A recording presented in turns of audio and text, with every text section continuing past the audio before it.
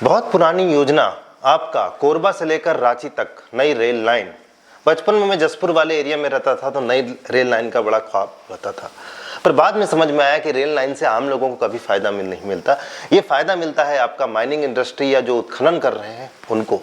लेकिन एक मैटर पत्थरगांव जिले में सामने आया, पिछले कुछ दिनों से सोशल मीडिया पर भी चल रहा है। क्या है वो मैटर?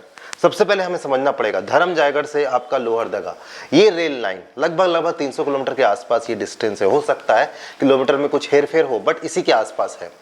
और साथ ही आपका ये जो रेल रूट है इस पे आपका सर्वे चल रहा है, सेंट्रल गवर्नमेंट की एजेंसी कर रही है। लेकिन जो लैंड एक्विजिशन भूमि अधिग्रहण होता है वो आपके लोकल स्टेट गवर्नमेंट के ऑफिसर्स, तहसीलदार हो गए, एसडीएम हो गए या फिर पुलिस ऑफिसर्स हो गए, इनके अंतर्गत में आता है। इसका विरोध हो रहा है। विरोध को जरा समझिए। पतियों को 80,000 कंपनियों को ला करके उनके लिए व्यवस्था कर रही है। हमारे क्या विकास होगा उससे? मैं अरविंद कच्छप, वर्तमान में भारत मुक्ति मोर्चा का कार्यकारी प्रदेश अध्यक्ष हूँ और यहाँ पर आज यह धरना प्रदर्शन किया गया। ये जो पत्थलगांव एरिया में जो त्रिशोट गांव है, वहाँ के ग्रामीणों के द्वारा रेलवे लाइन जो सर्वे हो रहा है उसमें ग्राम सभा और न ही उनसे सहमति किसी भी तरह से जो उचित प्रक्रिया होनी चाहिए थी और नहीं की गई है।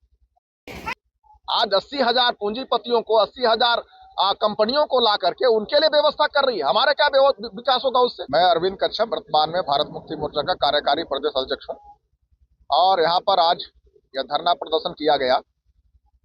ये जो पत्थलगांव एरिया में जो त्रिशोट गांव है, वहाँ के ग्रामीणों के द्वारा रेलवे लाइन जो सर्वे हो रहा है उसमें ग्राम सभा और न ही उनसे सहमति किसी भी तरह से जो उचित प्रक्रिया होनी चाहिए थी और नहीं की गई है।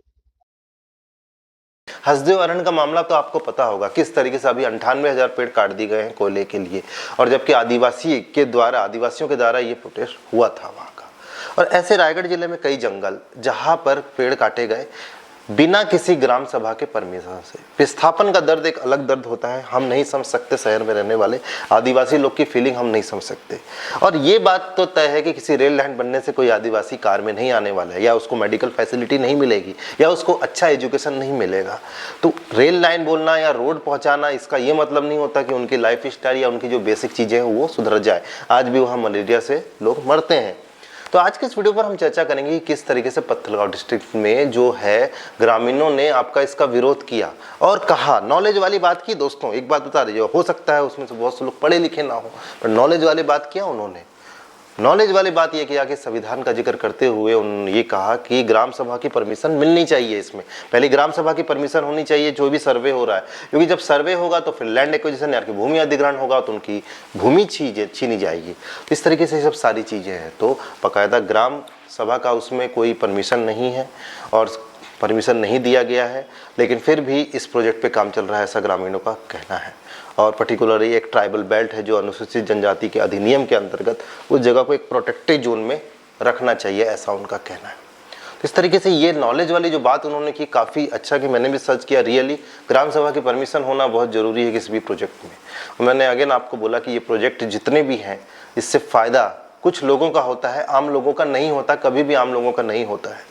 छत्तीसगढ़ में कितने माइनिंग वाली जगहें हैं, आप वहाँ पर जाइए तो भी वहाँ गरीबी, मेडिकल फैसिलिटी उतनी नहीं, सब वैसे ही का वैसी है। लेकिन फ़ायदा पर्टिकुलर कुछ लोग को होता है, पैसा बाहर जाता है।